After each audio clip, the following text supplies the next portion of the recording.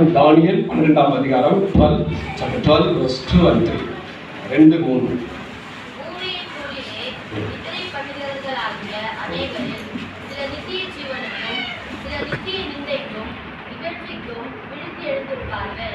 ஞானவான்கள் ஆகாய மண்டலத்தின் ஒளியைப் போலவும், அநேகரை நீதிக்குட்படுத்துகிறவர்கள் நட்சத்திரங்களைப் போலவும் என்றென்றைக்கும் உள்ள சதா காலங்களிலும் பிரகாசிப்பார்கள். சேர்ந்து வாசிக்கலாம். தானியேல் 12ஆம் அதிகாரம் 2ஆம் வசனம் மற்றும் 3ஆம் வசனம் சேர்ந்து சொல்வோம். பூமியின் தூளிலே நித்திரை பண்ணுகிறவர்களாகிய அநேகரில் சிலர் நித்திய நிந்தைக்கும் நிகழ்ச்சிக்கும் விழுந்து எழுந்திருப்பார்கள். ஞானவான்கள் ஆகாய மண்டலத்தின் ஒளியைப் போலவும், அநேகரை நீதிக்கு உட்படுத்துகிறவர்கள் நட்சத்திரங்களைப் போலவும் என்றென்றைக்கும் உள்ள சதா காலங்களிலும் பிரகாசிப்பார்கள். பரலோக பிதாவே, இந்த வார்த்தைகள் மூலமாக அருமையான வாழ்க்கையில் காணப்பட்ட நற்குணங்களை கொண்டு வேதத்தின் அடிப்படையில் பார்க்கும்போது எங்கள் வாழ்க்கைக்கு ஒரு பலனாய் அமையட்டும். உங்களுடைய வார்த்தைகளை கட்டி எழுப்புவதாக நாங்களும் இதே பாதையில் நாங்கள் கடந்து செல்ல போகிற நாட்கள் உண்டாகிறது. இந்த உலகத்தை விட்டு நாங்களும் கடந்து செல்ல போகிறோம். எங்களுக்கும் நாட்கள் நியமிக்கப்பட்டிருக்கிறது. ஆனாலும் வாழ்கிற நாட்களிலே நன்மையான காரியங்களை நாங்கள் பற்றிக்கொண்டு ஜீவனுக்கு எதுவான காரியங்களில் நாங்கள் தொடர்ந்து பலப்படும்படி உதவி செய்கிறார்கள். வார்த்தைகளிலே நீர் என்னோடு கூட பேசும்போது ஏற்றுக்கொள்ளக்கூடிய ஒரு இருதயத்தை தருகிறார். எங்கள் வாழ்க்கையில் ஒரு பிரகாசம் உண்டாகட்டும். தேவ மகிமையை நாங்கள் ருசி பார்க்க உதவி செய்கிறார்கள். உனக்கே கனம் உண்டாகும். இயேசுவின் மூலம் பிதாவே. முதலாவது வசனம் 2 சொல்லுகிறது, பூமியின் தூளிலே நித்திரை பண்ணுகிறவர்களாகிய அநேகரில் அப்படின்னு சொல்லும் போது எல்லாரும் இந்த உலகத்தில் இந்த சரீர வாழ்க்கையை முடித்து கடந்து செல்ல வேண்டிய ஒரு காலகட்டம் இருக்கிறது என்று சொல்லுகிறது. அதாவது அவர்கள் சரீரம் மண்ணுக்கு செல்லுகிறது. அப்பொழுது அவர்கள் மண்ணிலே உறங்கிக் கொண்டிருக்கிறார்கள். அதனால்தான் பொதுவாக கிறிஸ்தவ நம்முடைய விசுவாசத்தின் அடிப்படையிலே சடலத்தை எரிப்பதில் என்ன பண்ணுகிறோம்? அதை புதைக்கிறோம். ஒரு விதையாக நாம் போடுகிறோம். இந்த விதையானது வளர்ந்து அது ஒரு செடியாக மரமாக கனி கொடுக்கிற ஒரு சூழ்நிலை நாம் பார்க்கிறது போல இந்த ஆத்மாவானது மீண்டுமாக உயிர் பெற்று எழப்போகிறது. அதுதான் நம்முடைய விசுவாசம். எத்தனை பேர் அவங்க சொல்ல முடியும்? உலகத்தில் நாம் சரீர பிரகாரமாக அவர்களை இனி பார்க்க முடியாது. அவர்கள் மண்ணுக்கு கடந்து சென்றார்கள். ஆனாலும் அந்த ஆத்மா கிறிஸ்து வரும்போது மீண்டுமாக உயிர் பெற்று மறுரூபமாக்கப்பட்ட ஒரு சரீரத்தோடு கூட கிறிஸ்துவை முகமுகமாக தரிசிக்க போகிறது. அல்லேலூயா.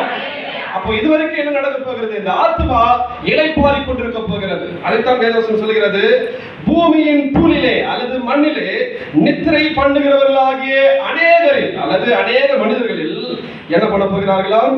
சிலர் என்ன பண்ண போகிறார்கள்? நித்திய ஜீவனுக்கும் சிலர் நித்திய நிந்தைக்கும் இகழ்ச்சிக்கும் விழித்து எழுந்திருப்பார்கள். அப்படின்னு சொன்னால் மீண்டுமாக எழப்போகிற ஒரு காலம் இருக்கிறது.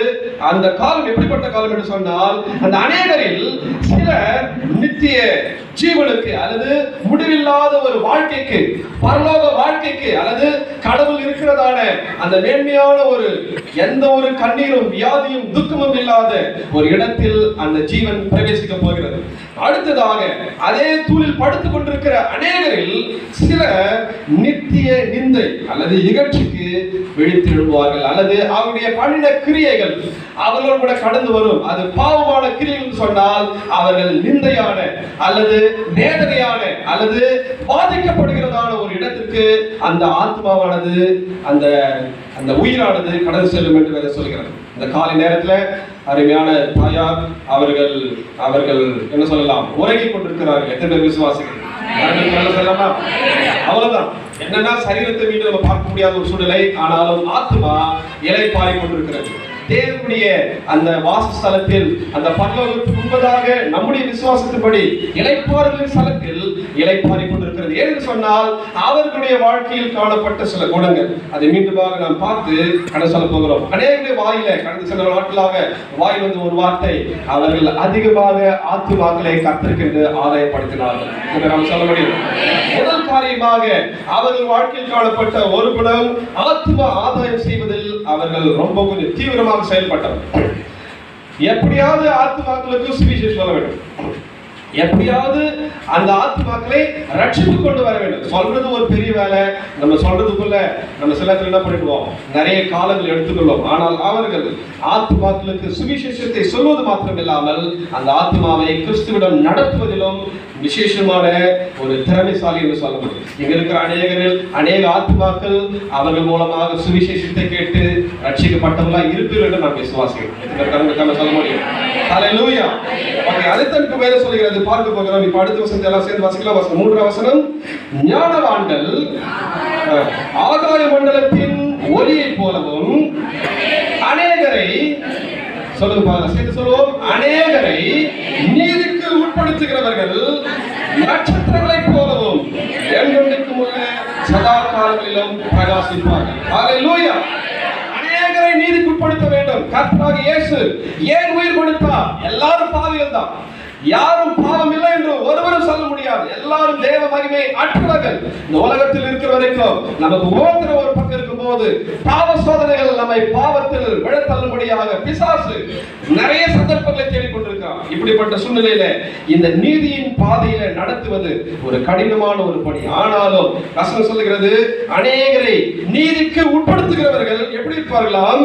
அவர்கள் நட்சத்திரங்களைப் போல சதா காலங்களிலும் பிரகாசிப்பார்கள். எத்தனை பேர் சொல்ல முடியும்? அநேகர் அழுதோம், அநேகர் மாலை போட்டீர்கள், துக்கப்பட்டீர்கள், கல்லறைக்கு பல காரியங்களை முயற்சி எடுத்தோம். எல்லாம் நல்லது. இனி கூட பல காரியங்களை செய்யலாம். சரீர பிரகாரமா செய்கிற காரியங்கள் தவறல்ல, நல்லது. ஆனால் அவர்களுடைய வாழ்க்கையில் விட்டு சென்ற ஒரு படி என்னவென்று சொன்னால் ஆத்தும ஆதாயம். எத்தனை பேர் சொல்ல முடியும்? எத்தனை பேர் சொல்ல முடியும்? இதற்கு படிப்பு தேவையில்லை, இதற்கு பெரிய ஒரு அறிவு தேவையில்லை, இதற்கென்று விசேஷ திறமை கூட தேவையில்லை. ஒரே ஒரு இருதயம் இருந்தால் போதும். இந்த அழிகிற ஆத்மாவை, அநீதிக்குள்ளாக இருக்கிற ஆத்மாவை நீதியின் பாதையில கொண்டு வர வேண்டும். என்று சொன்னால் நீதியின் பாதையில் கொண்டு வருவது இயேசு கிறிஸ்து. அந்த இயேசுவை அறிமுகப்படுத்த வேண்டும். அறிமுகப்படுத்தி விட்டால் போதாது, அந்த இயேசுவாகிய மேய்ப்பு நண்டையிலே அந்த ஆத்மா கடந்து வர வேண்டும். இவ்வளவு நாள் விக்கிரகத்துக்கு பின்னாடி ஓடிக்கொண்டிருந்தது, இவ்வளவு நாள் சாபத்தின் வாழ்க்கையில் இருந்தது, இவ்வளவு நாள் உலகத்தின் அசுத்தத்தில் சிக்கிக் கொண்டிருந்தது. இனி அந்த வாழ்க்கை வேண்டாம். இயேசுவாகிய ஒரே தெய்வம், இயேசுவாகிய மெய் தெய்வத்தை இந்த ஆத்மா பின்தொடர வேண்டும். அதற்காக நான் என்ன செய்ய முடியும்? அவர் தான் ரட்சிக்கிறவர். ஆனால் வழிகாட்டுவது, அவரை கொண்டு வருவது நம்முடைய கடமையா இருக்கிறது. எத்தனை சொல்ல முடியும்? அப்படி நாம் செய்தால் நாம் என்றென்றைக்கும் சதா காலங்களிலும் பிரகாசிக்க முடியும் என்று சொல்கிறோம். பாடுகள் வேதனையின் மத்தியிலும் அவர்கள் அநேகருக்கு சத்தியத்தை சொன்னவர்கள். சொல்லுகிறது, இனி உங்களை மனிதர்களை பிடிக்கிறவர்களாக்குவேன் என்று அன்று சொல்லுகிறார். சீஷர்கள் மீன்களை பிடித்தவர்கள், ஆனால் ஆண்டவர் அவர்களை அழைக்கும் போது உங்களை மனிதர்களை பிடிக்கிறவர்களாக்குவேன் என்று சொல்லுகிறார். இந்த இடத்துல பார்க்கும்போது 1 கொரிந்தியர் 9ஆம் அதிகாரம் அதுல 19ஆம் வசனத்தை ஒருத்தர் வாசிக்கலாம். 1 கொரிந்தியர் 9ஆம் அதிகாரம் அதுல 19ஆம் வசனம்.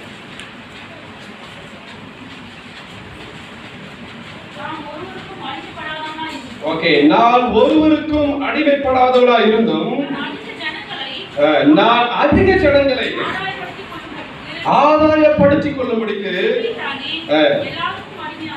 என்னைத்தானே என்ன பண்ணினேன்? எல்லாருக்கும் அடிமையாக. எல்லாம் சேர்ந்து சொல்லலாமா? நான் ஒருவருக்கும் அடிமைப்படாதவனா இருந்தும் அதிக ஜனங்களை ஆதாயப்படுத்திக் கொள்ளும்படிக்கு என்னைத்தானே எல்லாருக்கும் அடிமையாக. யாருக்கு எப்படி மாற்றிக்கொள்ள முடியுமோ மாற்றிக்கொண்டு அந்த சுவிசேஷத்தை அறிவித்தார்கள், அல்லது அந்த ஆத்துமாக்களை கிறிஸ்து வண்டியில் நடத்தினார்கள். இன்றும் இந்த காலை நேரத்தில் நீங்கள் ரட்சிக்கப்பட்டிருக்கிறீர்கள், உங்கள் குடும்பத்தினர் அனைவரும் ரட்சிக்கப்பட்டிருக்கிறார்களா? இயேசுவை பின்தொடர்ந்து தேடி வருகிறார்களா?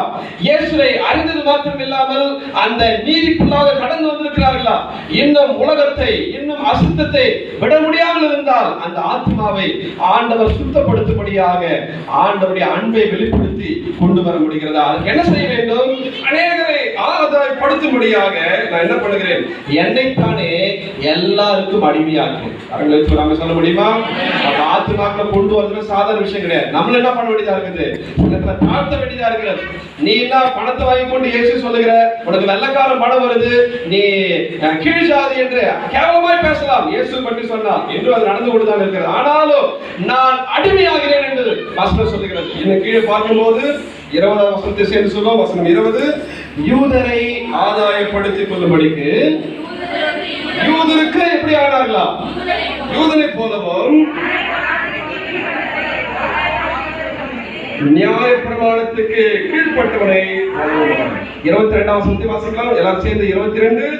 பலவீனரை ஆதாயப்படுத்திக் கொள்ளும்படிக்கு பலவீனருக்கு பலவீனரை போலவும் எப்படியாகிலும் சிலரை ரட்சிக்கும்படிக்கு நான் எல்லாருக்கும் கரண்ட் வைத்தாங்க சொல்ல முடியுமா? எல்லாருக்கும் வராத மாமியார வாங்க சொல்ல வரமாட்டாங்க. அவங்களுக்கு ஏற்ற மாதிரி நாம் மாறும்போதுதான் கடந்து வருவார்கள். கடந்து வராத புருஷன் ஜெபம் பண்ண வரவில்லையே, இல்ல நாம் சில காரியங்களை மாற்றிக்கொள்ள வேண்டும், பேச்சிலே மாற்ற வேண்டும், நடக்கையில மாற்ற வேண்டும். அப்போதுதான் சபை கடந்து வருவாங்க. நான் ஜெபம் பண்ண உபவாசம் பண்ண ஒண்ணு வரலையே, நான் மாறவில்லை. பவுல் சொல்லுகிறார், யூதனுக்கு யூதனை போல நான் மாறிவிட்டேன், நியாயப்பிரமாணம் இல்லாதவர்களுக்கு நியாயப்பிரமாணம் இல்லாத அப்படின்னு சொன்னால் புறஜாதிகளா நான் அவனுக்கு ஏற்ற மாதிரி நான் என்ன மாத்திக்கிறேன். யூதனா அவன் அப்படியே ஊறி போனவன் கலாச்சாரத்துல நான் அவனுக்கு ஏற்ற மாதிரி மாத்திக்கிட்டேன். கரங்கத்துக்கு மேல சொல்ல முடியும். நான் இருக்கிற மாதிரி இருந்த ஒருத்தர் உள்ள வர போதில்லை. ஆத்துமாக்கள் வேண்டும் என்று சொன்னால் நீங்களும் அவர்கள் விட்டு சென்ற பணியை தொடர வேண்டும் என்று சொன்னால் சில காரியங்களை மாற்றிக்கொண்டு தான் ஆக வேண்டும். எதுவுமே நாம சொல்ல முடியும். கரங்கத்துக்கு சொல்ல முடியுமா? ஆத்மாக்கள் விளையாடப்பட்டது. இந்த ஆத்மாவுக்கு ஈடாக ஒன்றே கொடுக்க முடியாது. மனுஷன் உலகம் முழுதையும் ஆதாயப்படுத்தினாலும் தன் ஜீவனை தன் ஆத்மாவை நஷ்டமாக்கினால் அவனுக்கு என்ன லாபம்? கரங்களுக்கு நாம சொல்ல முடியும். எத்தனை கோடி வேணாலும் நீங்கள் சம்பாதிக்க முடியும். Yes, it is possible. இன்னைக்கு நல்ல வேலை வாய்ப்புகள் குறைந்து போய் சொன்னாலும் இனி வருகிற நாட்டில் தொழில் ஒருவேளை வளர்ச்சி அடையலாம், நாம் சம்பாதிக்க முடியும். ஆனால் அந்த சொத்து இந்த ஆத்மாவுக்கு கொஞ்சம் இணையாக. எத்தனை பேர் விசுவாசிக்கிறீங்க? சொத்து இருந்தாலும் அதை அனுபவிப்பதற்கு ஆத்மாவில பலன் தேவை, சரீரத்தில் சுகம் தேவை. அப்போ சரீரமே அழிந்து போனாலும் இந்த ஆத்மா கடவுள் கிட்ட போய் நிற்க வேண்டும் என்று சொன்னால் அது நீதிக்கு உட்பட வேண்டும். அநீதியோடு கூட இருந்தால் அந்த ஆத்மா கடவுளிடம் செல்ல முடியாது. அசுத்தத்தோடு கூட இருந்தால் அந்த ஆத்மா அசுத்தத்தோடு கூட பிதாவாகிய தேவனிடத்தில் நெருங்க முடியாது. அதனால்தான் இயேசு தன்னுடைய ரத்தத்தை, தன்னுடைய சுய ரத்தத்தை சிந்தி சபையாகி நம்மை ரத்தத்தால் கழுவிக்கொண்டே வருகிறார். எத்தனை பேர் சொல்ல முடியும்? கழுவினார், அது ஒரு அனுபவம். கழுவிக்கொண்டே இருக்கிறார். எத்தனை பேர் விசுவாசிக்கிறீர்கள்? நான் கழுவப்பட்ட 25 வருஷத்துக்கு முன்னாடி இருக்கிற கதையை பேசிக் கொண்டிருக்கூடாது. இன்றைக்கு கழுவப்பட்ட ஆத்மாவாக, சுத்தமுள்ள ஆத்மாவாக இந்த ஆராதனையில நான் அமர்ந்து கொண்டிருக்கிறேன். எத்தனை பேர் சொல்ல முடியும்? ஒருவேளை சுத்தம் குறைவா இருந்தாலும் இயேசுவே என் பாவங்களை மன்னியும், பாவியாகிய என் மேல் கிருபையாயிரும் என்று யார் அறிக்கையிடுகிறார்களோ அந்த அறிக்கையை கர்த்தர் கேட்டு கழுவி அனுப்புகிறவராக இருக்கிறார். பரிசேயன் ஆலயத்துக்குள் வருகிறார். இன்னொரு பக்கம் ஆயக்காரன் வரிகளை வசூலிக்கிறவன். பரிசேயன் மதத்தில் நன்றாக படித்தவன், உபவாசிக்கிறவன், தசமா கொடுக்கிறவன். இவனோ சமுதாயத்தில் ஒதுக்கப்பட்டவன், பாவி என்று தள்ளப்பட்டவன். இவன் சொல்லுகிறான், பாவியாகி என் மேல் கிருபையாயிரும் என்று தன் மார்பில் அழைத்துக் கொண்டு சொல்லுகிறான். ஆண்டு சொல்லுகிறார், இவன் அல்ல, இவனே நீதிமானாக போகிறான் என்று சொல்லுகிறான். எத்தனை பேர் விசுவாசிக்கிறீர்கள்? காலை நேரத்தில் ஆத்மா இளைப்பாற வேண்டும் என்று சொன்னார், ஆத்மா இயேசுவிடம் செல்ல வேண்டும் என்று சொன்னார், நீதிக்குள்ளாக பிரவேசித்து வேண்டும். நீதிக்குள்ளாக வந்துட்டு நான் ரட்சிக்கப்பட்டு ஞானஸ்நானம் எடுத்துட்டேன், அது முடியவில்லை. தொடர்ந்து ஒவ்வொரு நாளும் அந்த ஆத்மா அவருடைய மணவாளனாகிய இயேசு கிறிஸ்துவை பின்பற்றிக் கொண்டிருக்கிறதா, மணவாளனாகிய இயேசுவுக்கு அந்த ஆத்மா காத்து கொண்டிருக்கிறதா என்று நான் பார்க்க வேண்டும். ஒரு வசனத்தை வாசிக்கலாம். யாக்கோபு 5ஆம் அதிகாரம், யாக்கோபு 5ஆம் அதிகாரம் வசனம் 19. யாராவது வாசிக்கலாம்? யாக்கோபு 5:19. உங்களில் ஒருவன் சத்தியத்தை விட்டு விலகி மோசம் போகும்போது மற்றொருவன் அவனை திருப்பினால். ஓகே, புதிய ஏற்பாட்டுல 316 பக்கம் வேதம் யார்கிட்டலாம் இருக்குதோ உங்களுக்கு படிக்க தெரியும் என்று சொன்னால் நீங்க எடுத்துக்கொள்ளுங்கள். 1 பேதுருக்கு முன்பதாக வரும் எபிரேயருக்கு அடுத்தது யாக்கோபு 5ஆம் அதிகாரம் வசனம் 19. எல்லாம் சேர்ந்து சொல்லலாமா? சகோதரரே, உங்களில் ஒருவன் எதை விட்டு விலகி இந்த நீதிக்குள்ள வந்தார், அனைத்து நீதி விட்டுட்டார், மறுபடியும் பழைய பாவம், பழைய சடங்காச்சாரம், பழைய அசுத்தங்களுக்கு போய்விட்டால் வசனம் சொல்லுகிறது, மோசம் போகும்போது அல்லது விலகி போகும்போது, வழுவி போகும்போது, ஆண்டவருடைய ரட்சிப்பை கரைப்படுத்திக் கொள்ளும் போது மற்றொருவன் என்ன பண்ணுகிறானா அவனை திருப்பினான். கரங்கள் சொல்லலாம். ஆத்மா அதை பண்ணிட்டா போதாது, அந்த ஆத்மா தொடர்ந்து நிலைத்திருக்க வேண்டும் என்று சொன்னால் ஒருவர் திருப்ப வேண்டும். வராத நபரை ஏன் வரவில்லை? ஊழியக்காரரை கேட்கணும் கிடையாது. உங்க குடும்பத்தின் நபராக இருந்தால் நீங்களே கேட்கணும். உங்களோட நல்லா பழகுற விசுவாசிகளா இருந்தால் ஏன் என்னவாயிற்று என்று நீங்கள் விசாரிக்க கடமைப்பட்டிருக்கிறது. கடைசி வசனம் சொல்லுகிறது 20வது வசனம். சரி சொல்லுவோம். தப்பி போன மார்க்கத்தில் என்று சொல்லவும் பார்க்கலாம். பாவியை திருப்புகிறவன் ஒரு ஆத்மாவை எதிர்த்து திருப்புகிறானா? மரணத்தினின்று ரட்சித்து திரளான பாவங்களை மூடுகிறான் என்று கரணத்தோட சொல்லமா. நீதிக்குள்ள இல்ல, அசுத்தத்துக்குள்ள இருந்தோம், இயேசுவை அறிந்தோம், சுவிசேஷத்தை கேட்டு அற்புதம் செய்தார், ரட்சிக்கப்பட்டு அவரோட கூட உடன்படிக்கை பண்ணி ஞானஸ்நானம் எடுத்து இப்போது மறுபடியும் பழைய வாழ்க்கை போய்விட்டால் பார்த்து கொண்டிருக்கிற ஒரு நபர் மீண்டும் அவர் என்ன பண்ண வேண்டுமா? அந்த ஆத்மாவை திருப்ப வேண்டும். எதற்கு நேராக? இயேசுவுக்கு நேராக. எதற்கு நேராக? சத்தியத்துக்கு நேராக. எதற்கு நேராக? மறுபடியும் அதே நீதியின் பாதையில். அப்படி திருப்பினால் அந்த மரணத்திலிருந்து ரட்சிக்கிறவன் திரளான பாவங்களை மூடுகிறவன் என்று வேதம் சொல்லுகிறார். எத்தனை பேர் விசுவாசிக்கிறீங்க? ஐயோ, சபைக்கு வந்தவர் இன்னைக்கு தண்ணி அடிக்கிறாருங்க, சபைக்கு போன 2 மாசம் திரும்ப எடுத்தாரு, இன்னைக்கு வேற இடத்துல நிக்க கூடாது நிக்கிறாரு, நாம் தூற்றி திரிய முடியும், அவங்க ஏன் இப்படி மறுபடியும் பாவத்துக்குள்ள போன என்று சொல்லி அதே ஆத்மாவை கொண்டு வந்து கிறிஸ்துவாகிய சபைக்குள் நிறுத்த முடியும். எத்தனை பேர் விசுவாசிக்கிறீர்கள்? அதை மூடுகிறவன் யார் என்று சொன்னால் அந்த ஆத்மாவை திருப்பி கொண்டு வருகிறவன், பாவத்தை மூடுகிறவன். அந்த பாவத்தை எல்லாருக்கும் விளம்பரம் காட்டிக் கொண்டு இருக்கிறவர்கள் அந்த ஆத்மாவை மேலும் பாவத்துக்கு நேராக கொண்டு செல்லுகிறவர்கள். இந்த காலை நேரத்தில் அநேக ஆத்மாக்களுக்காக அவர்கள் பிரயாசப்பட்டவர்கள், பின்வாங்கி போனவர்களுக்காக அவர்கள் வேதனைப்பட்டவர்கள். கடந்த மாசத்துல கூட நாங்க 3வது வாரம் வரும்போது எல்லாம் முடிச்சுட்டு சாப்பிட்டுட்டு கிளம்புறது நேரம் வரும்போது ஐயா கூட பேசும்போது சில பேர் வரலேன்னு சொல்லும்போது உடனே அவங்க சொன்ன காரியம், அவங்க போய் பார்க்கணுமே, கூப்பிடணுமே, வியாதி நேரத்துல முடியாம சொல்லும் போது அவங்க போய் பார்க்கணுமே, கூப்பிடணுமே சொல்லிட்டு யாருன்னா அனுப்புங்க சொல்லிட்டு அவங்க வாயில சொன்னாங்க. நான் கூட தான் நல்ல சொல்லாமா என்ன கிடைக்கணும்? ஒரு ஆத்மா ரட்சிக்கப்பட்டு வளர்ந்து ஒரு குழந்தை பெற்றெடுக்கிறது பெரிய வேலை. எத்தனை பேர் உண்மை நம்புறீங்க? அப்படின்னா 9 மாசம் அது பண்ணுவோம், வயிற்றுல பெற்று அந்த தாங்கி பெற வேண்டும். ஓகே, குழந்தை பிறந்தாச்சு, அப்படியே தூக்கி விட்டு வீசி விட்டு போனா என்ன புரியுது? சொல்லுங்க பாலா. இன்னைக்கு நிறைய ஆத்மாக்கள் ரட்சிக்கப்பட்டிருக்கிறது, ஆனால் தெருவில் வீசப்பட்ட குழந்தைகளாக காணாமல் போயிருக்கிறது. அதை யார் அதற்காக ஆத்ம பாரத்தோடு கூட தேடுகிறவர்கள்? அந்த தேடுகிறவர்கள் நீங்கள் ஒருவராக இருக்க கர்த்தர் விரும்புகிறார். எத்தனை விசுவாசிக்கிறவர்கள் இந்த காலத்தில் அவை சொல்ல முடியுமா? அவர்கள் ஆத்மாவை சுவிசேஷம் சொல்றது ரட்சித்தது மாத்திரமல்ல, மீண்டுமாக கொண்டு வந்து நிறுத்துவதற்காக பிரயாசப்பட்டவர்கள். நீ நல்லா யோசிக்க வேண்டும். இந்த ஆத்மா விலையேற பெற்ற, இந்த ஆத்மா கிறிஸ்துவோடு கூட இணைந்த பிறகும் போராட்டம் இருக்கும். இந்த ஆத்மா கழுவப்பட்ட பிறகும் மறுபடியும் பாவத்துக்குள்ளாக போக முடியும். இந்த ஆத்மா விடுதலை பெற்ற பிறகும் மீண்டுமாக பிசாசு அந்த ஆத்மாவை கரைப்படுத்தி கட்டுகளுக்குள்ளாக கொண்டு போக முடியும். ஆனால் மீண்டும் மீண்டும் அந்த ஆத்மாவுக்காக யார் பிரயாசப்படுவது? யார் அந்த ஆத்மாவுக்காக வேதனைப்படுவது? யார் இந்த ஆத்மாக்களுக்காக முயற்சி எடுப்பது? இந்த கால நேரத்தில் அவர்களுடைய நல்ல குணங்களில் ஒன்று ஆத்மாக்களுக்காக மிகுந்த தாகப்பட்டவர். எத்தனை பேர் அது விசுவாசம் சொல்ல முடியுமா?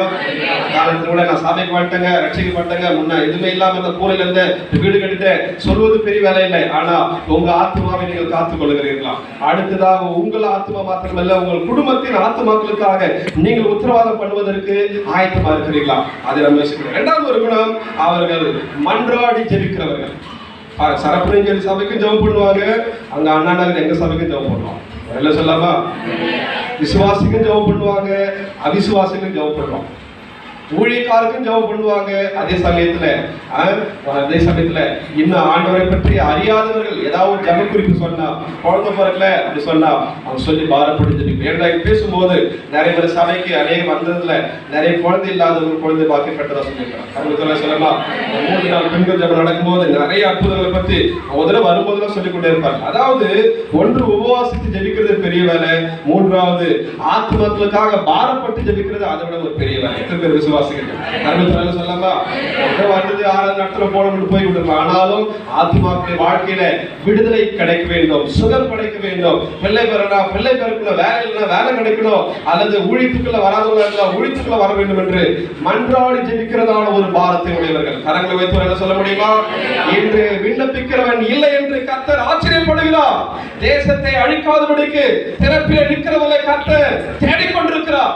உண்மையாக மன்றாடி ஜெபிக்கிறவர்கள் நம்ம தேவைக்கு நம்ம ஜெபம் பண்ணுவோம். ஆனா இன்னொருத்தர் தேவைக்காக நாம் பாரப்பட்டு ஜெபிக்கிறது கொஞ்சம் குறைவுதான். அப்படிதானே? நமக்கு கஷ்டம் என்றால் நம்ம அழுவோம். ஆனா இன்னொருக்கு ஒரு கஷ்டம் என்று அழுது ஜெபிக்கிறது கொஞ்சம் கடினமான ஜெபம். ஆனால் அந்த ஜெபத்தை அவர்கள் ஏறெடுத்தனர். எத்தனை பேர் விசுவாசிக்கிறீர்கள்? யாத்திராகமம் அதுல ஒரு வசனம் வாசிக்கலாம்.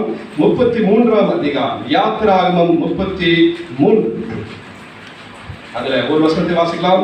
யாத்திராகமம் 33 வசனம் 31 யாராவது ஒருத்தர் வாசிக்கலாம். 31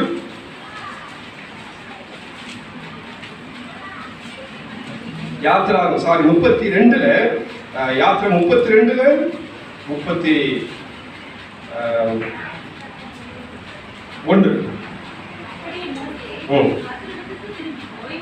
ஐயோ இந்த ஜனங்கள் பொன்னினால் தங்களுக்கு தெய்வங்களை உண்டாக்கி மகாபெரிய பாவம் செய்திருக்கிறார்கள். ஓகே, எல்லாம் சேர்ந்து வாசிக்கலாம். 32ஆம் அதிகாரம் யாத்திராகமம் 32 வசனம் 31 எல்லாம் சேர்ந்து சொல்லுவோம். அப்படியே மோசே கர்த்தரிடத்திற்கு திரும்பி போய், ஐயோ இந்த ஜனங்கள் பொன்னினால் தங்களுக்கு தெய்வங்களை உண்டாக்கி. ஓகே, அடுத்த வசனம் 32 சொல்லுகிறது, ஆகிலும் தேவரீர் அவர்கள் பாவத்தை மன்னித்தருளினால் மன்னித்தருளும், இல்லாவிட்டால் நீ எழுதின உம்முடைய புஸ்தகத்திலிருந்து என் பெயரை கிறுக்கி போடும் என்றார். கரங்களை வைத்தவர்கள் சொல்லவா? ஜனங்கள் ரட்சிக்கப்பட்ட ஜனங்கள் தான், மீட்கப்பட்டவர்கள், அற்புதத்தெல்லாம் ருசி பார்த்தவர்கள். ஆனாலும் கொஞ்ச நாளுக்குள்ள மறுபடியும் விக்கிரகம், மறுபடியும் பாரம்பரியம், மறுபடியுமாக அந்த மூட நம்பிக்கைக்குள்ளாக போகும்போது மோசே வேதனைப்படுகிறான். ஆண்டுடைய கோபம் வருகிறது.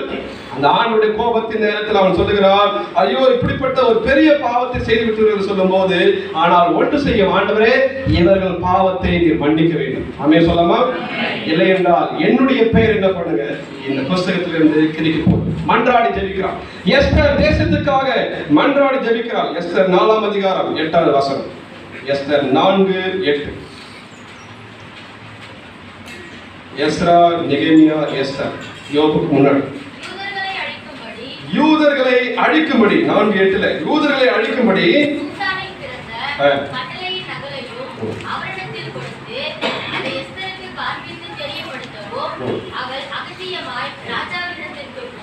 ராஜாவிடத்திற்கு போய் அவனிடத்தில் தன் ஜனங்களுக்காகவும் விண்ணப்பம் பண்ணவும்.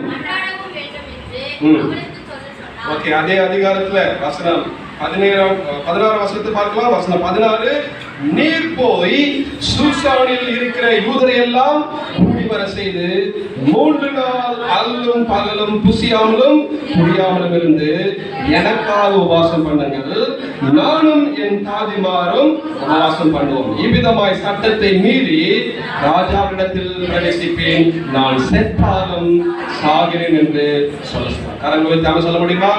எஸ்தர் தனக்காக இந்த ஜபத்தை பண்ணவில்லை, தனக்காக இந்த உபவாசத்தை எடுக்கவில்லை. அவள் ஒரு ராஜாத்தியாக சிங்காசனத்தில் அமர்ந்திருக்கிற ஒரு வாய்ப்பு கிடைத்திருக்கிறது. ஆனாலும் அந்த நேரத்தில் நான் செத்தாலும் சாகிறேன், என்னுடைய குலம் கோத்திரம் அழியக்கூடாது என்று சொல்லி மொர்தெகாய் என்கிறதான ஒரு தேவ மனுஷனிடத்தில் நீர் போய் அங்கே உபவாசம் பண்ணி ஜெபம் பண்ணுங்க 3 நாளைக்கு, நானும் என்னுடைய நண்பர்கள் அல்லது தோழிகளோ நாங்கள் அரண்மனைக்குள்ளாக இருந்து உபவாசம் பண்ணுகிறோம் என்று சொல்றாங்க. கரங்களை சொல்லமா? பார்ப்போம். நம்ம ஏழ்மையில ஜெபம் பண்ணலாம், கஷ்டத்துல ஜெபம் பண்ணலாம், வறுமையில ஜெபம் பண்ணலாம், வியாதியில ஜெபம் பண்ணலாம், நல்ல வேலை, நல்ல வருமானம், நமக்கு பேர் புகழ் எல்லாம் கிடைச்சிச்சு, நம்மளை பார்த்து 10 பேர் சல்யூட் அடிக்கிறாங்க. இப்போ மற்றவங்களுக்காக அழுது ஜெபம் பண்ணக்கூடிய இருதயம் வருமா? யோசித்து பார்க்க வேண்டிய இந்த ராஜாத்தியாக எஸ்தர் சிங்காசனத்தில் அரண்மனை வாழ்க்கை, ஒரு நேரத்தில் அடிமைத்தனத்தில் இருந்த வாழ்க்கை இப்பொழுது மாறி அரண்மனைக்குள்ளாக சொகுசாக வாழ்ந்து கொண்டிருக்கிறார். ஆனால் சூழ்நிலைகளை கேட்ட பிறகு அவள் சொல்லுகிறார், நான் 3 நாள் ஜெபம் பண்ணுகிறேன். எத்தனை கரங்களை சொல்ல முடியும்? காலை நேரத்தில் தேசத்தில் ஆத்துமாக்கள் அழிந்து கொண்டிருக்கிறது. அதே சமயத்தில் நம்முடைய வாழ்க்கையில பிசாசு இன்றைக்கு பயங்கரமாக போராடி கொண்டிருக்கிறார். சபைகளுக்கு விரோதமாய் போராடி கொண்டிருக்கிறார், ஊழியர்களுக்கு விரோதமாய் போராடி கொண்டிருக்கிறார். ஒவ்வொரு தேவ பிள்ளைகள் விசுவாசிகளுக்கு விரோதமாக இந்த நாட்டிலே பிசாசுடைய போராட்டம் அதிகமாகி கொண்டிருக்கிறது. எத்தனை பேர் விசுவாசிக்கிறீங்க?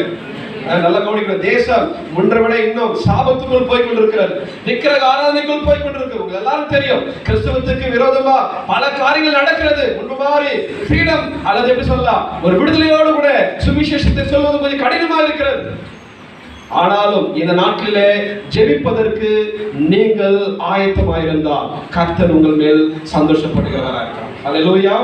அவர்கள் அந்த பலவீனத்திலும் அல்லது சுகவீனத்திலும் இருந்து மறுபடியும் கொஞ்சம் முன்னேறி வரும்போது மறுபடியும் ஜெப உபவாசம் என்று அவர்கள் இருந்தது சிலத்துல நானே பார்த்துக்கிறேன். இன்னொரு வகையில் சொல்லப்போனா அவங்க இந்த அளவுக்கு சரீரம் பலவீனப்பட்டது ஒருவேளை கொஞ்சம் அதிகமாக உபவாசம் இருந்தார்களோ என்று நான் சொல்ல முடியும். நல்லா கவனிக்க வேண்டும்.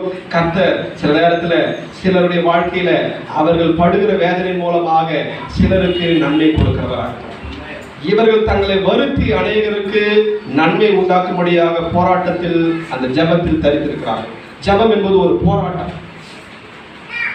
சொன்னார் Christian life is not a playground, it's a battleground அப்படின்னு சொன்னார். கிறிஸ்தவ வாழ்க்கை என்று சொன்னா விளையாட்டு போடுகிற விளையாட்டு மைதானம் கிடையாது, அது ஒரு யுத்த களம் என்று சொல்லியிருக்கிறார். யுத்த களம் தான் சொல்ல முடியும். நிறைய பேருக்கு விளையாடுறதுக்கு ரெடியா இருக்கிறோம், எதுக்கு விருப்பம் கிடையாது, சண்டை போறதுக்கு விருப்பம் கிடையாது. ஏன்னா ஓகே ஏதோ நான் ரட்சிக்கப்பட்ட ஏதோ ஞாயிற்றுக்கிழமை வந்துட்டு போறேன் இல்லை. கர்த்தர் இந்த காலை நேரத்தில் கூட உண்மையாக அவர்கள் உங்கள் மனதுக்குள்ளாக இருக்கிறான்னு சொன்னா செய்ய வேண்டிய இரண்டாவது காரியம் நீங்க வருங்காலத்தில் மன்றாடி ஜெபிக்க வேண்டும். எதுவுமே நாம சொல்ல முடியும். ஒருவேளை உங்களுக்கு வேலை ஸ்தலத்துல இருக்குது, வேலை ஸ்தலத்துல வர முடியலையா, உங்க இறுதி இருக்கிற இடத்துல இருந்தே அங்க இருக்கிற உங்க குடும்பத்திற்காக ஜெபம் பண்ணுங்க, சபைக்காக ஜெபம் பண்ணுங்க, பட்டணத்துக்காக ஜெபம் பண்ணுங்க, இந்திய தேசத்துக்காக ஜெபம் பண்ணுங்க. கர்த்தர் சீக்கிரத்துல ஒரு பெரிய மாறுதலை கர்த்தர் கொடுக்க வல்லவராக. விசுவாசிக்கிற கரங்களை தட்டி கர்த்தரை கொண்டாடலாமா? உங்கள் வாழ்க்கையில ஜெபிக்க முடியாதபடிக்கு பிசாசு சோர்வை கொண்டு வருவான், உலக கவலைகளை கொண்டு வருவார், மாம்சீக எண்ணங்களை கொண்டு வருவார்.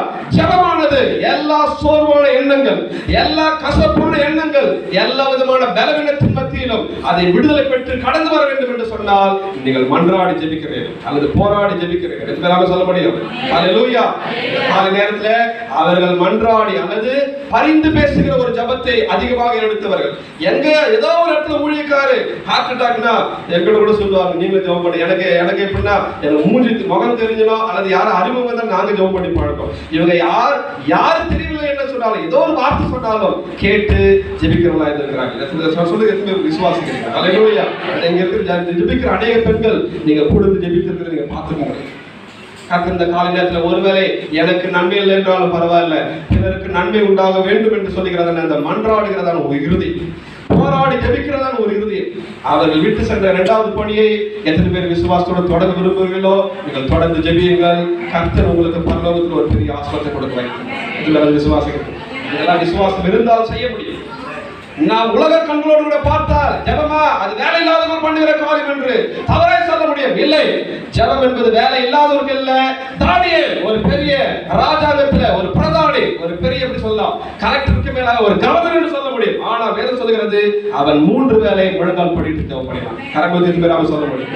3 வேளை அவன் ஜெபம் பண்ணும்போது, அவனை சிங்கக்கவியில போடும்போது ஏறக்குறைய 80 இருந்து 85 வயது என்று வேதத்தின்படி பார்க்க முடிகிறது. அந்த வயதிலும் அந்த தள்ளாடுகிற வயதிலும் அவனை சிங்கக்கவியில் போட போகிறார் என்று தெரிந்தோம்.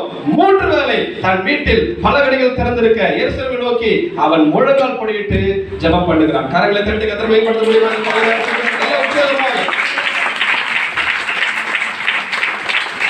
ஜெபம் பண்ணுவதற்கு வயசு தேவையில்லை, ஜெபம் பண்ணுவதற்கு இருதயம் தேவை. ஜெபம் பண்ணுவதற்கு உங்களுக்கு சொகுசு தேவையில்லை, இருதயத்தில் ஒரு பாரம் இருந்தால் போதும். ஆண்டவர் உங்களை ஜெபிக்க வைக்கிறவரா இருக்கார். ஏன் அவன் ஜெபித்தான்? தன்னுடைய தேசம் அடிமைத்தனத்தில் இருக்கிறது. நான் இங்கு ஒரு உயர்ந்த பதவியில் இருக்கிறேன், ஆனால் எருசலேம் தேவாலயம் இடிக்கப்பட்டிருக்கிறது, எருசலேம் மக்கள் சிறையாக்கப்பட்டு இந்த தேசத்தில் இருக்கிறார்கள், நான் ஒரு உயர்ந்த பதவியில் இருக்கிறேன் சொல்லி பதவியை காரணம் காட்டி அவன் ஜெபத்தை நிறுத்தவில்லை. அவன் வழக்கமாய் செய்கிற ஜெபத்தை செய்து கொண்டே இருந்தான். எத்தனை பேர் சொல்ல முடியும் தெரியலாம். தானியேல் அவன் 3 வேளை முடிந்த ஒரு வசனத்தை வாசிக்க முடியுமா? எடுத்து வாசிக்க முடியுமா கேட்டுக்கிறேன். தானியேல் 6ஆம் அதிகாரம் 10வது வசனம். எடுத்து யாராவது வாசிக்கும். தானியேல் 6 வசனம் 10. ஓகே, தானியேலோ என்றால் அறிந்த போதிலும் ஓகே எங்க போகிறானாம்? ஓகே, பக்கம் 1038. தானியேல் 6 வசனம் 10. தன் வீட்டுக்கு போய் தன் மேல் அறையிலே எருசலேமுக்கு நேராக, இவன் இருக்கிறது பாபிலோன் தேசம், அடிமையாக இருக்கிற இடத்துல கொஞ்சம் உயர்த்தப்பட்டிருக்கிறான். தன் தேசம் இடிக்கப்பட்டிருக்கிறது, நொறுக்கப்பட்டிருக்கிறது, எல்லாம் அழிந்து போயிருக்கிறது. ஆகவே இருக்கிற இடத்தில் இருந்து எருசலேமுக்கு நேராக பலகணிகள் அல்லது தன்னுடைய ஜன்னல் கதவுலாம் திறந்து வைத்து விட்டு அங்கே நான் முன் செய்து வந்தபடியே ஓகே எல்லாம் சேர்த்து சொல்லுவாராம். அங்கே அதாவது அந்த வீட்டிலே தான் முன் செய்து வந்தபடியே தினம் 3 வேளையும் தன் தேவனுக்கு முன்பாக என்ன பண்ணி கொண்டிருந்தானா? ஓகே, அந்த நேரம் வயது கணக்கு போட்டு பார்க்கும்போது ஏறக்குறைய 80 85 வயது இருக்கும் என்று சொல்லுகிறார்கள். கரகத்துறையில சொல்ல முடியுமா? 80 வயதுல முழங்கால் பாடி இருக்கிறார். அன்னால் என்கிற ஒரு விதவை தேவாலயத்தில் ஏறக்குறைய 84 வயதுள்ள விதவை அவர் உபவாசித்து ஆராய்ச்சி ஜெபம் பண்ணுகிறார் என்று நாம சொல்ல முடியும். புதிய பட்டல பார்க்கிறோம். ஜெபம் என்பது வேலை இல்லாதவருக்கு அல்ல, வேலையில ஒரு உயர்ந்த கவர்னருங்கிற நிலையில் இருந்தாலும் ஜெபம் பண்ண மனது இருந்தால் பண்ண முடியும் என்று விசுவாசிக்கிறேன். விசுவாசிக்கிறார் சொல்ல முடியுமா? சொல்லுகிறார், தன் தேவனுக்கு முன்பாக. ஜெபம் என்பது தேவனுக்கு முன்பதாக நிற்கிற ஒரு வேலை. ஜெபம் என்பது பிசாசோடு கூட போராடுகிற ஒரு வேலை.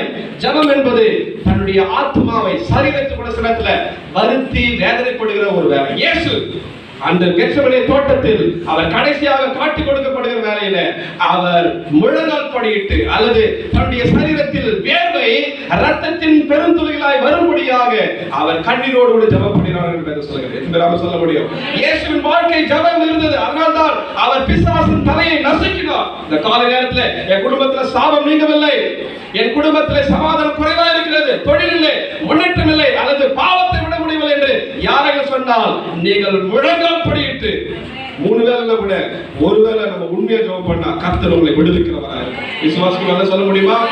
வராதவர்கள் வருவார்கள், வராத வாலிபர்கள் மனம் திரும்புவார்கள், பாவத்தில் இருக்கிறவர்கள் அவர்கள் திரும்ப முடியும். சமாதான குலைச்சல்களை கர்த்தர் நீக்கி ஒரு புதிய வாழ்க்கையை கர்த்தர் கொடுக்கிறவராக இருக்கிறார். எத்தனை பேருக்கு ஆண்டு புதிய வாழ்க்கை கொடுக்கணும் விசுவாசிக்கிறேன். இப்ப சேர் காணுமே ஐயா, சேர் கிடைக்கலையே. ஒரு காலத்துல உருண்டோம், நம்ம மண் சோறு சாப்பிட்டிருப்போம். இப்போ ஐயோ ஃபேன் வால்லையே என்னாச்சு, இதை பார்க்க ஆரம்பிச்சு விட்டோம், எங்க போச்சு பக்தி என்று ஆண்டவர் கேட்கிற அந்த காலத்துல. ஹalleluya. கர்த்தர் நாம சொல்ல முடியுமா? 10 வருஷத்துக்கு முன்னாடி இந்த பக்தி எங்கே? ஆதியில கொண்டிருந்த அன்பு எங்கே? ஆண்டவருடைய வாழ்க்கையில் இந்த காலகட்டத்துல அவர்கள் மூலமாக விரும்புகிற ஒரு காரியம் மெய்யான பக்தியை விரும்புகிறார். அப்படி என்று சொன்னால் வசனம் 27 சொல்லுகிறது, மீண்டும் சொல்லுவோம், திக்கற்ற பிள்ளைகளும். ஓகே, எல்லாரும் சொல்லுவாங்க, எல்லாரும் சொல்லுவோம், திக்கற்ற பிள்ளைகளும் விதவைகளும் படுகிற உபத்திரவத்திலே அவர்களை விசாரிக்கிறது. கரங்களை உயர்த்துவர்கள் சொல்ல முடியுமா? சொல்ல முடியுமா? ஹalleluya. இன்றைக்கு வெள்ளக்காரர் கொடுத்துதான் ஒரு ஏழைகளை பராமரிக்க வேண்டும் இல்ல, நீங்களே கொடுத்து இந்த சபையில அநேக ஏழைகளை தாங்க முடியும். எத்தனை கரங்களை தான் சொல்ல முடியும்? கரங்களை தட்டி நாம சொல்ல முடியும். ஒரு காலத்தில் நானே ஏழை, எனக்கு பணம் தேவைப்பட்டது. இன்னைக்கு உங்கள் மூலமாக ஒரு நபரை, ஒரு ஏழையை தாங்கக்கூடிய அளவு கர்த்தர்களை உயர்த்திருக்கிறார். உண்மை இல்லைங்களா? இங்கதான் கார் ஃபேக்டரியில இருக்கு, இது அந்த பக்கம் போனோம் பார்த்தா அது சென்னை சிட்டி மாதிரி மாறி வருது. உண்மைங்களா? ஒரு தேசம் முன்னேறும் போது அங்க வேலை வாய்ப்பு கூடும்போது வருமானத்தை கர்த்தர் கொடுக்கிறவராங்க. இன்னும் அவங்க கொடுப்பாங்க இல்ல. இந்த சபை ஏழைகளை தாங்குற சபையாக மாறும். இந்த சபை விதவைகளை விசாரிக்கிற ஒரு சபையாக மாறும். ஹalleluya. ஆனா உங்களுக்கு அந்த பக்தி இருக்கு. அந்த பக்தி எப்படிப்பட்ட பக்தின்னு சொன்னா, பிதாவாகிய தேவனுக்கு முன்பதாக மாசு இல்லாத சுத்தமான பக்தியா இருக்கு. நாம சொல்ல முடியும். கடந்த நாட்டில் இந்த கொரோனா நாள்ல எல்லாரும் தெரியும், சபை நடக்கல. சென்னையில 6 நடக்க முடியல, வீட்டிலேயே நடத்த முடியாத சூழ்நிலை. நாங்கள் வீடுகளில் நடத்தக்கூடிய ஜெபிக்கலாம்னு பிளான் பண்ணோம். ஏன்னா அநேக வீடுகள் வாடகை வீடு, சொந்த வீடு இருந்தாலும் பக்கத்தில் ரெஸ்ட்ரிக்ஷன் சொல்லிட்டு 10 பேர் கூடி ஆராதனை நடத்தலாம் என்று நினைத்தோம், முடியவில்லை. சரி, என்ன பண்ணுறது? ஓகே, ஒரே வழி ஆன்லைன் வீடியோ எடுத்து வாரம் அவங்களுக்கு வீடியோ எடுத்து, நீங்களும் அநேக பார்த்துருப்பீங்க, அந்த வீடியோ எடுத்து அவங்க மெசேஜில் கேட்டு கொடுக்குறாங்க. வீடுகளே கூடி ஜபம் சொல்லிவிட்டோம். ஆனாலும் ஒரு காரியம், கர்த்தர் சபையை குறைவில்லாமல் நடக்கும். உங்களுக்கு சொல்ல முடியுமா? வருகிற காணிக்கை மூலமாக வழக்கமாக கொடுக்கிற ஊழியர்களுக்கு, வழக்கமாக கொடுக்கிற விதவைகளுக்கு, வழக்கமாக கொடுக்கிற மிஷனரிகளுக்கு காணிக்கையை சபை மூலமாக சென்றார். இந்த கருத்து தான் சொல்ல முடியும். ஏற சொல்ல வருகிறது சொன்னால், கர்த்தர் சபை மக்கள் மூலமாக சபையை போஷிக்கிறார். அதே தேவன் இன்று உங்களுக்கும் தேவனாக இருக்கிறார். ஆனால் விசாரிக்கிற இறுதியும் இருக்கிறது என்பதை நாம் யோசித்து பார்க்கிறோம். உங்களுக்கு விசாரிக்கவில்லை என்று நீங்கள் கவலைப்படலாம். என்னை யாரும் விசாரிக்கவில்லை, ஆனால் கர்த்தர் கேட்கிறார், நீ ஏன் சிலரை விசாரிக்க கூடாது? அதுதான் உண்மையானதால் எத்தனை ராம சொல்ல முடியும்? ஹalleluya. உண்மைதானே? மாமியார் இருக்கலாம், மருமகள் விசாரிக்காமல் இருப்பார்கள். ஒரே வீட்டுல கணவன் இருப்பான், மனைவி விசாரிக்காமல் இருக்கலாம். ஆனால் கர்த்தர் எதிர்பார்க்கிற ஒன்று, விசாரிக்கிறது நாட்டில் குறைந்து போயிருக்கிறார். விசாரிக்கிறதை கர்த்தர் விரும்புகிறார். அந்நியனாய் வந்தேன், ஆண்டவர் சொல்லுகிறார் கடைசியாக அந்த நீதிமான்களுக்கும் பாவிகளுக்கும் இருக்கிற வித்தியாசத்தை சொல்லும் போது, நான் வஸ்திரம் இல்லாமல் இருந்தேன், வஸ்திரம் கொடுத்தார். சிறைச்சாலையில் இருந்தேன், என்னை பார்க்க வந்தார். வியாதியா இருந்தேன், என்னை நீ விசாரிக்க வந்தார் என்று கர்த்தர் சொல்லுகிறார். சொல்ல முடியுமா? எல்லாம் கேட்கிறாங்க, ஆண்டவரே நீங்க எப்ப வியாதியில இருந்தீங்க, நீங்க எப்ப சிறைச்சாலையில் இருந்தீங்க, நீங்க எப்ப வஸ்திரம் இல்லாமல் இருந்தீங்க? உங்களில் இருக்கிற இந்த சிறியரில் எதை செஞ்சீர்களோ அதை எனக்கே செய்யும். அவர்கள் அநேகருக்கு கொடுத்தவர், அநேகருக்கு வஸ்திரத்தை கொடுத்தவர், அநேகருக்கு உணவை கொடுத்தவர்கள், அநேக பிள்ளைகளை படிக்க வைத்தவர். எல்லாரும் தெரியும், சொல்ல வேண்டியதில்லை. ஆனா ஒரு காரியம், நேரில் வந்து விசாரிக்கிற குணத்தை நம்ம பார்க்கணும். சொல்ல முடியுமா? நான் கூட பண்ணது கிடையாது. இதெல்லாம் ஒரு மாடர்ன் டீவ் ஆகி போயிட்டு எல்லாம் இன்னைக்கு உலகம் மாறுது போல ஊழியர்கள் மாறி. ஆனால் அவர்கள் வாழ்க்கையில் முடிந்த அளவுக்கு அவங்க சொந்த தாயாரா இருக்கட்டும், நாங்களா இருக்கட்டும், அல்லது விசுவாசிகளா இருக்கட்டும், நேரிலே சென்று பார்க்கும்படியாக இருக்கிறோம். இதே கால நேரத்தில் அவருடைய விட்ட பணி, மூன்றாவது பணி, விசாரிக்க வேண்டியது பணம் இருக்கிறவங்க இல்ல, சொந்தக்காரங்கள் இல்ல, தேவையுள்ள ஜனங்களை நீங்கள் விசாரிக்க வேண்டும். விதவைகளை விசாரிக்க வேண்டும், திக்கற்ற பிள்ளைகளை விசாரிக்க வேண்டும், பின்வாங்கி போன ஆத்துமாக்களை நீங்கள் விசாரிக்க வேண்டும். அது மெய்யான தேவ பக்தி என்று கர்த்தர் இந்த கருவத்தம் சொல்லணும். பக்தியின் வேஷத்தை காட்டிக்கலாம். உண்மையான இறை பக்தியை, மெய் பக்தியை கர்த்தர் இப்படி செய்வதன் மூலம் தான் பார்க்கலாம். பாடலாம், பிரசங்கம் பண்ணலாம், போதிக்கலாம், ஆராதனலாம், எல்லாம் பெரிய ஊழியர்கள் நடத்தி கொடுக்கும். இல்லை, கர்த்தர் பார்வையில இல்லாதவர்களை பார்த்து விசாரித்து அவர்களை உற்சாகப்படுத்துவதை தான் கர்த்தர் விரும்புகிறார். இந்த கரங்கள் சொல்ல முடியும். யாரையும் முகத்தை பார்க்க முடியுமா? அதுக்கு பக்கத்துல இருக்க முகத்தை பார்க்க முடியுமா? கை கொடுக்காம சொல்லுப்பா, கர்த்தர் உங்கள் மூலம் அல்லது என் மூலமாக விசாரிக்கிற ஊழியத்தை செய்ய வைப்பார். சும்மா வார்த்தை சொல்லுங்க, கைப்பிடிக்காம கூட சொல்லுங்களேன், என் மூலமா விசாரிக்கிற ஊழியத்தை செய்ய வைப்பார். ஏன்னா ஒன்னா உட்கார்ந்தாலும் ஒருத்தர் பேச கூட இருக்கலாம், அப்படித்தானே? ஒரே குடும்பத்துல தான் பாக்கையாரு. போன வாரம் ஒரு நியூஸ் படிக்கும்போது பாத்தீங்கன்னா, ஒரே குடும்பம் கனவு பண்ணி மூணு வருஷம் பேசலையா? எத்தனை வருஷம் பேசல? கஷ்டம். அந்த கனவு வந்து தற்கொலை பண்ணி இறந்து போயிட்டாங்க. அதெல்லாம் வருகிற நியூஸ் தான். அதனால சபைக்குள்ள இருக்கிறோம், குடும்பத்துல இருக்கிறோம், இதெல்லாம் இல்லை, விசாரித்திருக்க.